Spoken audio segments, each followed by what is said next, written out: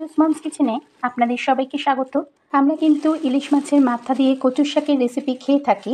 আজকে নিয়ে এসেছি ইলিশ মাছের মাথা দিয়ে শাপলার রেসিপি। দেখুন, শাপলাগুলোকে এরকম ঠিক লম্বা লম্বা করে কেটে নিয়েছি এবং এর গায়ে যে আঁশ থাকে সেই আঁশগুলোকে কিন্তু সুন্দর করে ছাড়িয়ে নিয়েছি। শাপলার আঁশগুলোকে কিন্তু এরকম পরিষ্কার করে ছাড়িয়ে নিতে হবে। আর আমি এরকম লম্বা করে কেটেছি, আপনারা চাইলে আর একটু ছোটো করেও কেটে নিতে পারেন। শাপলাগুলোকে কিন্তু জলে খুব পরিষ্কারভাবে কিন্তু ভালো করে ধুয়ে নেব। এই শাপলাগুলোকে সিদ্ধ হতে দেব, এর জন্য বেশ খানিকটা পরিমাণ জল দিয়ে দিলাম। শাপলা সিদ্ধ হতে কিন্তু বেশি সময় লাগে না। শাপলাগুলোকে দিয়ে দিচ্ছি, দিয়ে দেব এর মধ্যে সিদ্ধর সময় লবণ, 1/2 টেবিল স্পুন লবণ দিয়ে দিচ্ছি, আর দিয়ে দেবো 1/2 টেবিল স্পুন হলুদ গুঁড়ো। বেশ খানিকটা সময় শাপলাটাকে সিদ্ধ হতে দেব। চাপা ঢাকা দিয়ে দিলাম সিদ্ধ হওয়ার জন্য। শাপলাটা যতক্ষণ সিদ্ধ হচ্ছে সেই সময় ইলিশ মাছের মাথার মধ্যে দিয়ে দিচ্ছি হলুদ গুঁড়ো। এই লবণ আর হলুদ গুঁড়োটা ভালো করে কিন্তু ইলিশ মাছের মাথার মধ্যে ম্যারিনেট করে রেখে দেব। খুব ভালো করে মাখিয়ে নিতে হবে।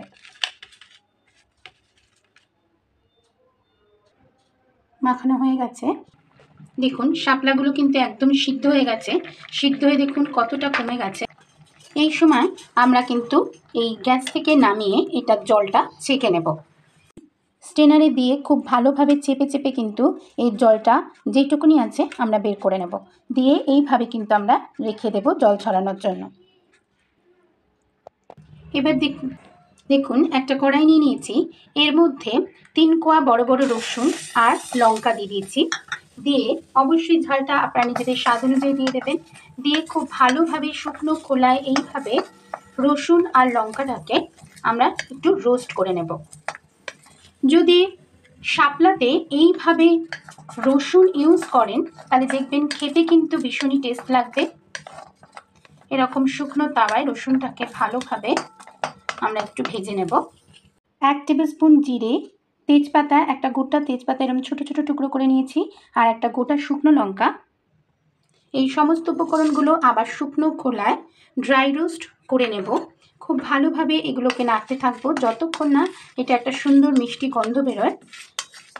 এটাকেও আমরা সুন্দরভাবে ভেজে রোস্ট করে নেব। এর গুঁড়ো আমরা বানিয়ে নেব, এরকমভাবে ভাজতে থাকবো। অবশ্যই এটা লো ফ্লেমে ভালো করে ভাজতে হবে যাতে মশলাটা একদম পুড়ে না যায়। যতক্ষণে ওই মশলাটা ভাজতে থাকবে ততক্ষণে আমরা কিন্তু এই যে রসুন আর লঙ্কা যেটাকে আমরা এরকমভাবে পুড়িয়ে রেখেছিলাম সেটাকে কিন্তু এরকমভাবে হামানদিস্তার সাহায্যে একটু থেতো করে নেব।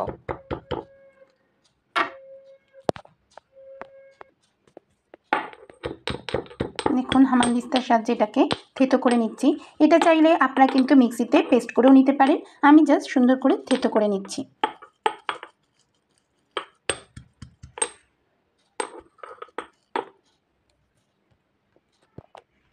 দেখুন, রসুন আর লঙ্কাটা কিন্তু আমাদের থেতো করা হয়ে গেছে। তেজপাতা, জিরে, শুকনো লঙ্কা এটাও কিন্তু আমাদের দেখুন রোস্ট করা হয়ে গেছে।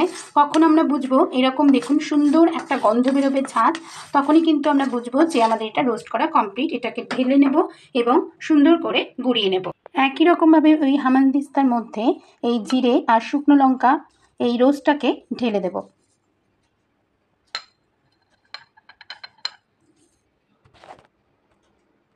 ভালোভাবে কিন্তু এটা হাফ রোস্ট করে নেব। দেখুন, এরকমভাবেই কিন্তু আমরা এটাকে গুঁড়ো করা যাচ্ছে। চাইলে আপনারা অবশ্যই এটা মিক্সিতে খুব ভালোভাবে গুঁড়ো করে নিতে পারেন বা এরকমভাবে কিন্তু গুঁড়ো করে নিতে পারেন। দেখুন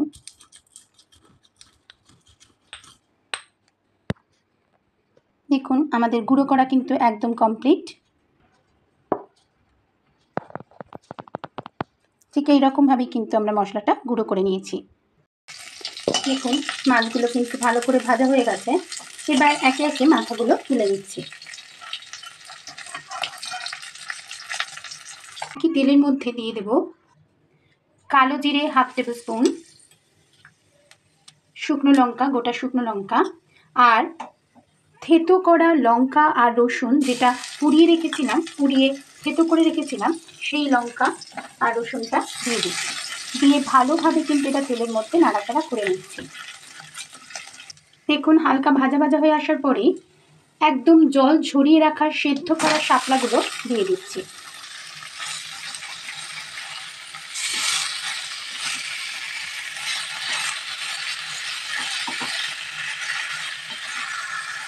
ভালোভাবে কিন্তু মিশিয়ে নিচ্ছি।